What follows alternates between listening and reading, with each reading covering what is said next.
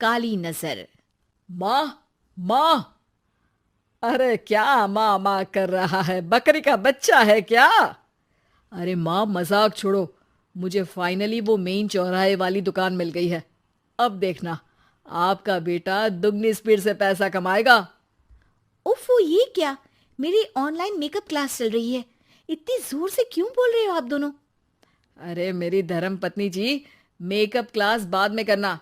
वो चौराहे वाली दुकान मिल गई है हमको। अरे वाह! रुको, मैं अपनी माँ को फोन लगाकर बता देती हूँ। अरे मैं भी अपने रिश्तेदारों को बता देती हूँ। कितनी खुशी की बात है। हाँ हाँ, मैं भी अपने दोस्तों को बता देता हूँ। 1 हफ्ते बाद रजिस्ट्री है। बस, घर में खुशी का मौका था। उन तीनों ने अपने अपने फोन उठाए और लोगों में बात फैलाना शुरू कर दिया। और रही सही कसर श्वेता बहू ने अपने पड़ोस में सबको बताकर कर दी। अरे वर्मा आंटी, अब हम भी जल्दी कार ले लेंगे। घर का रेनोवेशन होगा और ठाट से रहेंगे हम भी। अरे, ऐसा क्या हुआ? लॉटरी बाटरी लग गई है क्या? अरे, इस बार चौराहे वाली मॉल में हमको भी दुकान मिल गई है। दुकान नंबर 21, जो एकदम चौराहे पर है। अब ग्राहक बढ़ेंगे तो आमदनी भी बढ़ेगी ही ना। अरे वाह, कितनी खुशी की बात है। मैं बहुत खुश हूँ तुम्हें इतना खुश देख के। बाकी एक बात कहूँ, सबको मत बताते फिरना। किसी की नजर लग जाएगी तो खुशी की खबर वापस लौट जाएगी। हैं? ऐसे थोड़ी ना होता है। अब डरा रही हो। अरे सही कह रही हूँ। काली नजर कहते हैं इस चीज को, जब आप किसी को कुछ बताओ और वो काम बिगड़ जाए। अरे लेकिन मैं तो। तुमने सबको बता दिया ना? हाँ, फोन लगा लगा के। अब बच के रहना।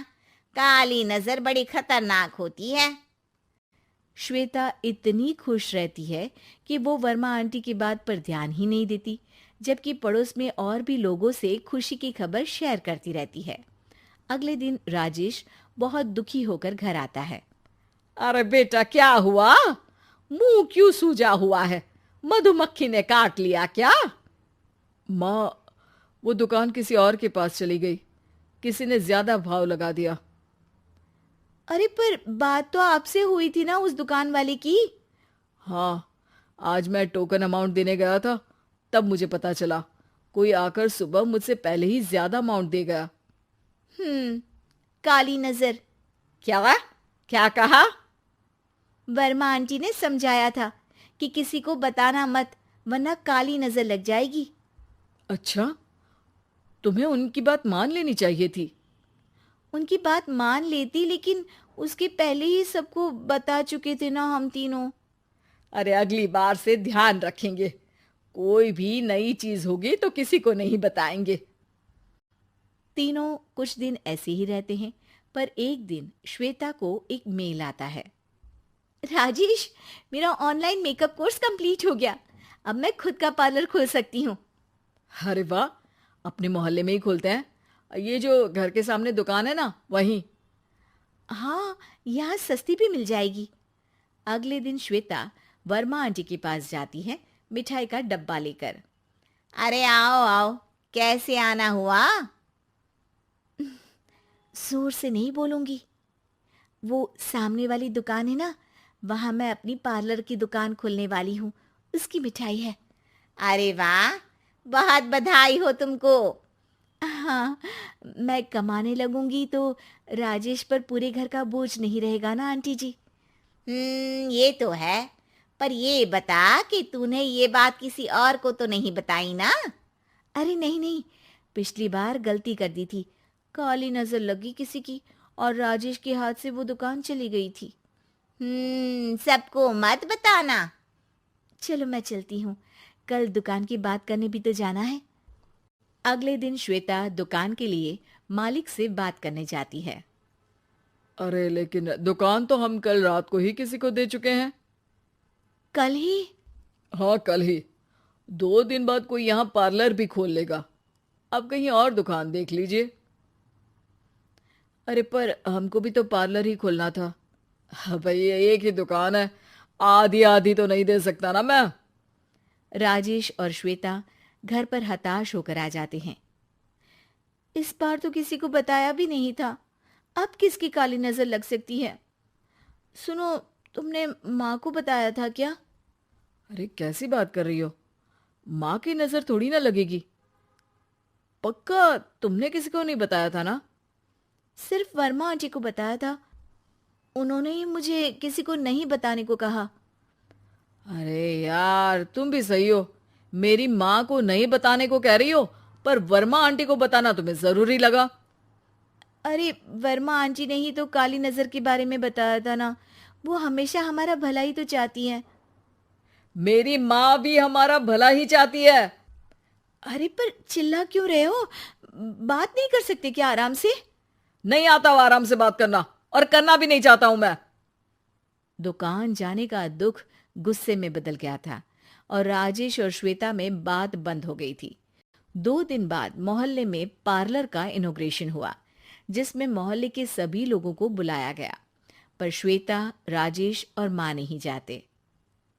माँ, अंदर आ जाओ, क्या देख रही हो? अरे नया पार्लर देख रही हूं अपने आंगन से।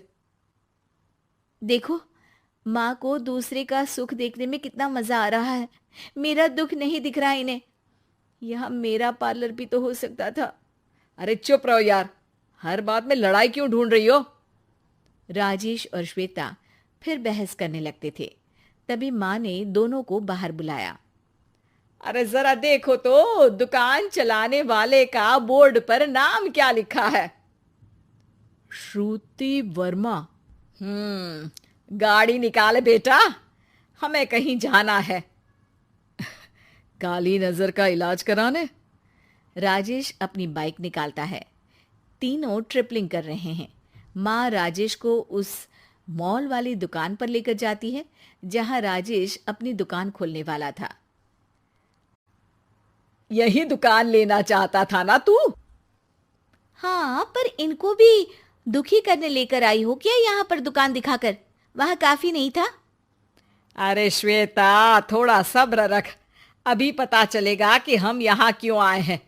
बता, इस दुकान चलाने वाले का नाम क्या है? अनुपम वर्मा। कुछ समझ में आया? वो दुकान वाली श्रुति वर्मा, ये दुकान वाला अनुपम वर्मा, और हमारे पड़ोस में हमने उस दुकानों के बारे में बताया किसको था? अब वर्मा आंटी को। मतलब वर्मा आंटी ही हमारा काम बिगाड़ रही है? नहीं नहीं, ऐसा नहीं हो सकता, ये बस इत्तेफाक है। राजेश अपना फोन निकालता है और श्रुति वर्मा और अनुपम वर्मा के नाम फेसबुक पर सर्च करता है, जहां ये दोनों ही वर्मा आंटी के रिश्तेदार होते हैं। श्वेता को समझ में आ जाता है कि वर्मा आंटी की ही नजर खाली नजर है। अब क्या करना है? कोई भी खुशी की खबर हो तो काली नजर से बचना है, यानी वर्मा आंटी से बचना है। अरे पर मुझे ये समझ में नहीं आया कि वो हमारे साथ ऐसा क्यों करेंगी।